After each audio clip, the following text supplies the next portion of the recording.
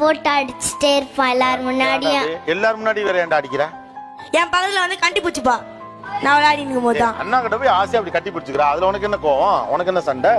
நான் போ சொன்னா கேட்க மாட்டா, திருப்பியும் வந்து கட்டி பிடிச்சிப்பா. எனக்கு ஆசையா இருக்கு கட்டி பிடிச்சிக்கணும். தங்கச்சி தானே கட்டி பிடிக்கிற ஆசையா, அவளையும் தள்ளி விடுற.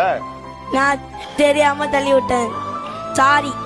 அவன் சாரி சொல்லுவான், ஆனா வீட்டுல போய் என்ன பொட்டு பொட்டுன்னு அடிப்பாங்க. உனக்கு அண்ணன் அப்படி தள்ளி விடாம என்ன பண்ணா உனக்கு பிடிக்கும்? அவனும் கட்டி பிடிக்கணும். அவனும் கட்டி பிடிச்சு. தங்கச்சி ஆசையா வந்து பேசல, கட்டி பிடிச்சுக்கடா, என்னடா தப்பு? இவ வந்து கட்டி பிடிச்சிட்டு எனக்கு அப்படியே கச்சிடுவாங்க.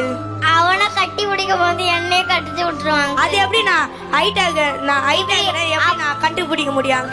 கட்டி பிடிக்கும் போது அவனை கிள்ளி உங்க லாஜிக் என்னடா? நான் இது செய்யாதன்னா அவ செய்வா, அத போய் என் பேச்சே கேட்க மாட்டா. உனக்கு அவளை பிடிக்கல, ஆமா, அவளை வேற வீட்டுக்கு கொடுத்துடலாமா? எல்லாமே உனக்கே கிடைக்கும், அவ வேண்டாம். கூடாது. எனக்கு ரொம்ப பிடிச்சிருக்கு, நல்லா பப்ளியா இருக்கா, அவளை கூட்டுக்கிறோம்பா நாங்க. எனக்கு அவ வேணும். நான் என்ன சொல்றேன், அவளும் ஹாப்பியா இருக்கட்டும், நீயும் ஹாப்பியா இரு. வேணாம், நீ தான் அவளை அடிக்கிறேங்கிற, அப்புறம் திரும்ப திரும்ப வேணாம்னா. அவளை எனக்கு பிடிக்கும், நான் தொட மாட்டேன். நான் கூட்டு போவேன், தர மாட்டேன். கூட்டு போட்டாங்கிற தர மாட்டேன். தர மாட்டேன்.